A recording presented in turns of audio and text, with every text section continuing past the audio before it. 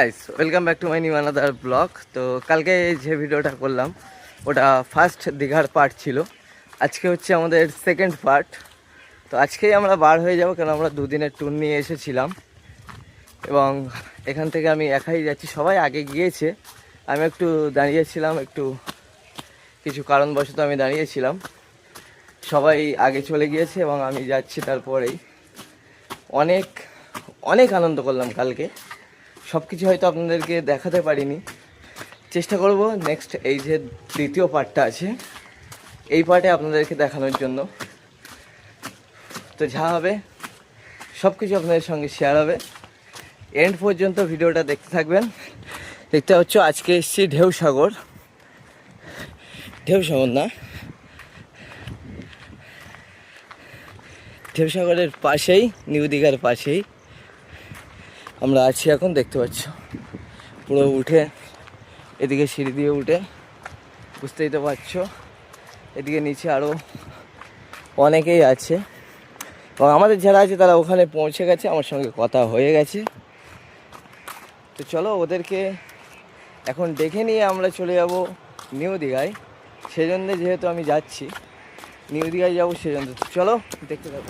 So guys, দেখতে পাচ্ছ এখন আমি হাঁটছি নিউ দীঘার যে চর, দীঘার চরের পাশ দিয়ে আমি এখন হেঁটে হেঁটে যাচ্ছি এবং এদিকটায় দেখতে পাচ্ছ কত মানুষ, মানে কত মানুষ নেমে রয়েছে এখানে। দেখলে বুঝতে পারবে, ছোট্ট ছোট্ট দেখাচ্ছে। আমি এখন আছি অনেক লংয়ে, হেঁটে হেঁটেই যাচ্ছি। তো কি বলবো, মানে দীঘায় যেরকম মস্তি আছে আমি তো বলবো আশা করি অন্য জায়গায় পাবেন না। এখানে অনেক অনেক অনেক আনন্দ আছে। আপনারা চাইলে আপনারাও আসতে পারেন, এসে একটু দেখে ঘুরে ফিরে, অনেকই ঘোরার জায়গা আছে, অনেক পার্ক আছে, আরও অনেক কিছু দেখার জিনিস আছে। এবারে নদীটা তো দেখতে পাচ্ছ আমার পিছনে, যে নদীটা আছে এটা হচ্ছে আমাদের, মানে এদিকে কতটা গিয়েছে তো বলে শেষ করতে পারবো না। এই এখন ঢেউ চলছে, মানে এখন নামতে পারবে, সেই জন্য দেখতে পাচ্ছ কত লোক নেমে আছে এবং আমি হেঁটে হেঁটে যাচ্ছি। আমি যাবো, ওদেরকে ডেকে নিয়ে চলে যাব। তারপরে গাড়িতে গিয়ে ওখান থেকে চলে যাব ভাত আনতে। ভাতটা এনে রেখে তারপরে আমরা আসবো নিউ দীঘায়। তো চেষ্টা করবো সব কিছু আপনার সঙ্গে শেয়ার করার জন্যে। তো এন্ড পর্যন্ত দেখতে থাকবেন। অনেক অনেক অনেক আনন্দ করতে চলেছি এবং বন্ধুবান্ধব সবাই আছে, ভাইয়েরা আছে, বাবুরা আছে। তো সবার সঙ্গে অনেক আনন্দ করবো, দেখতে থাকুন। আমরা এখানে এদেরকে বন্ধক দিয়ে রেখেছিলাম, এখন আমরা এসেছি এদেরকে ছাড়ানোর জন্যে। এদেরকে 350 টাকায় বন্ধক দিয়েছিলাম, 2, 3, 5 জনা।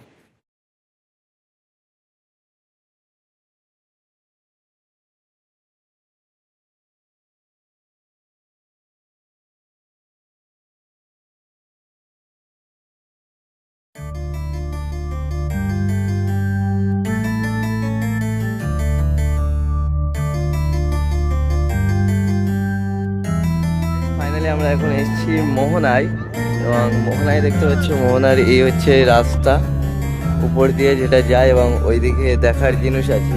এবং এইদিকে এসে আমরা একটা জিনিস দেখলাম, যে এইদিকে দেখতে পাচ্ছ, এইদিকে রহিম ভাই গিয়েছে এখন মাছ ধরতে। রহিম ভাই এখন জাল ফেলবে, দেখি জল কারে পুকুরে ফেলে, এখন নদীতে দেখি রহিম ভাই কি করে। এই রহিম ভাই জালে যদি মাছ ওঠে তাহলে খুব ভালো। খুব মজা হচ্ছে এখানে। রহিম ভাই দেখতে পাচ্ছি এখন মাছ ধরছে, এই তুলছে, দেখতে পাচ্ছ। এই কিছু নেই তো, ঠিক আছে দেখি।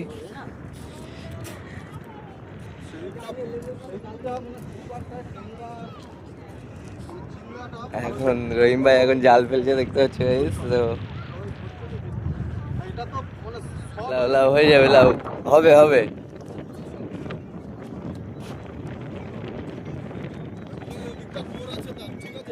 বেশি যাও না,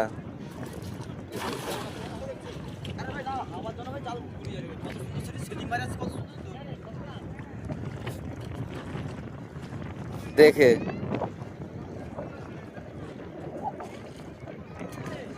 দেখা যাক রহিম ভাই জাল ফেলেছে কি করে।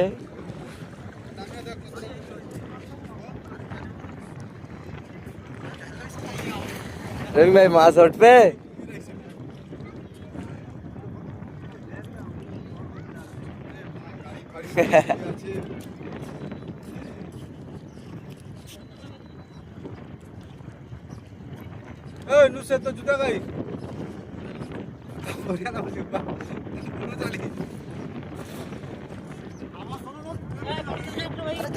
তিমি মাছ উঠবে, তিমি মাছ।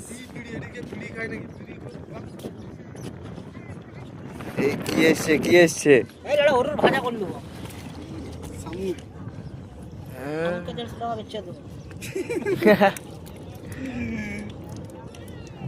দোকানে মনে দেখে নিয়ে রেখে দিবি। মাছ ধরা থেকে আমাদের এনজয়টা বেশি হচ্ছে। হ্যাঁ, এটা আমরা ফেলে দেবো তো, এরা পুরো করে রেখে একে পরিষ্কার করে দাও।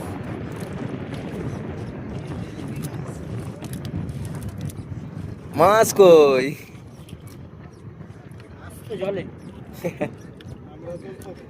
আরে ভিড় একসাথে পকড়া। তাহলে কি আমাদের নামতে হবে নাকি? হ্যালো, আরেকবার ফলো, আরেকবার ফলো। সো গাইস, ফাইনালি আমরা এখানে মোহনায় ঘুরছি এবং রহিম ভাই মাছ ধরছিল, সেটাও আপনাদেরকে দেখালাম যে দীঘার চরে এসে নদীতে